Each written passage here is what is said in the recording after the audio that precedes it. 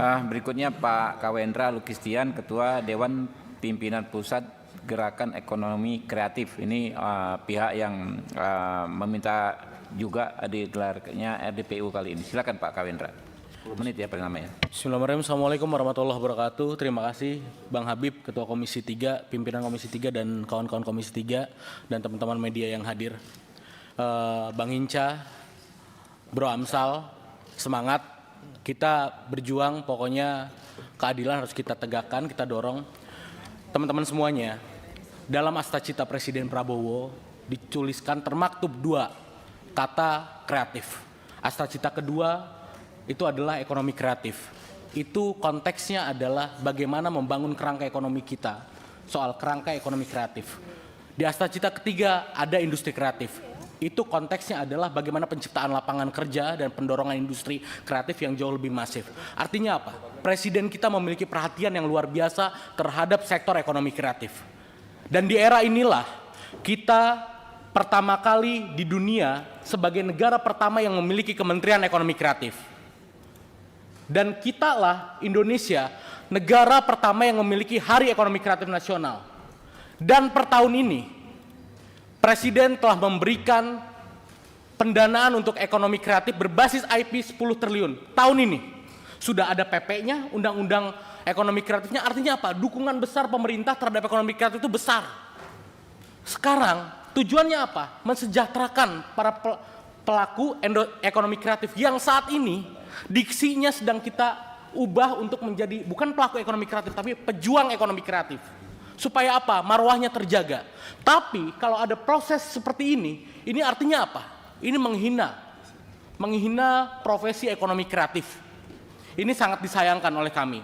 Saya walaupun anggota Komisi 6 DPR RI, terima kasih Bang Habib, dan juga dalam konteks ini sebagai Ketua Umum Gekraf, hadir juga Ketua Harian Gekraf dan kawan-kawan di atas, mendampingi bahwa jangan sampai ada proses yang tidak berkeadilan seperti ini.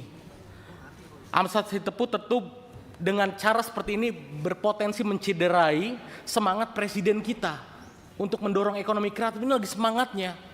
Kok ada kayak begini? Dan pada Rakornas Gekraf beberapa waktu lalu, Ketua Majelis Tinggi kami, Majelis Tinggi Gekraf Prof. Supni Dasko mengatakan bahwa perekonomian dunia, perekonomian Indonesia ini sedang shifting dari ekonomi ekstraktif menjadi ekonomi kreatif. Artinya apa? Potensinya besar. Para pejuangnya, para praktisinya harus dihargai, bukan dicederai. Ini dizolimi lagi. Apa mungkin kita bisa menduganya ini dikorbankan mungkin. Tapi silakanlah proses peradilan itu. Kemudian teman-teman semuanya, janganlah pejuang ekraf ini dijadikan tumbal, dijadikan korban. Ya kita entah seperti apa nanti mungkin. Padahal kalau kita mau sadari, dari semenjak kita lahir hingga menghembuskan nafas terakhir, itu tidak pernah lepas dari produk ekonomi kreatif. Ada nggak di sini yang lahir yang nggak di bedong? Itu adalah produk ekonomi kreatif. Makanan yang kita konsumsi sehari-hari itu adalah produk ekonomi kreatif. Hingga kain kafan, bahkan peti jenazah itu adalah produk ekonomi kreatif semuanya. Bahkan dokumentasi yang dihadirkan oleh teman-teman seperti Bung Amsal dan lain-lain itu adalah produk ekonomi kreatif. Artinya harus dihargai.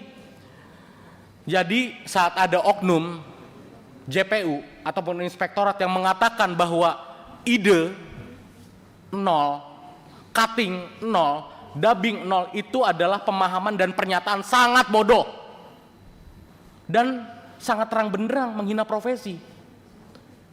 Teman-teman di sini banyak teman-teman di media. Bagaimana kalau ngeditnya tidak diapresiasi? Kita harus berjuang untuk profesi ini. Teman-teman semuanya, kami tentunya sebagai pejuang ekraf seluruh Indonesia, jumlahnya tidak sedikit. Kami seperti satu batang tubuh, satu terzolimi, seluruh pejuang ekraf yang jumlahnya 27,4 juta di Indonesia ini merasa terzolimi. Dan kita menginginkan Saudara Amsal dibebaskan sepenuhnya. Karena ini bodoh penilaian seperti ini gitu. Dan kemudian ini yang terakhir yang ingin saya sampaikan. Hari ini 30 Maret adalah bertepatan dengan 65 tahun peringatan Hari Film Nasional. Ini adalah subsektor ekonomi kreatif yang mana salah satu praktisinya adalah Saudara Amsal. Dan hari ini pun tepat tanggal 30 Maret adalah ulang tahun pernikahan Saudara Amsal dengan istrinya.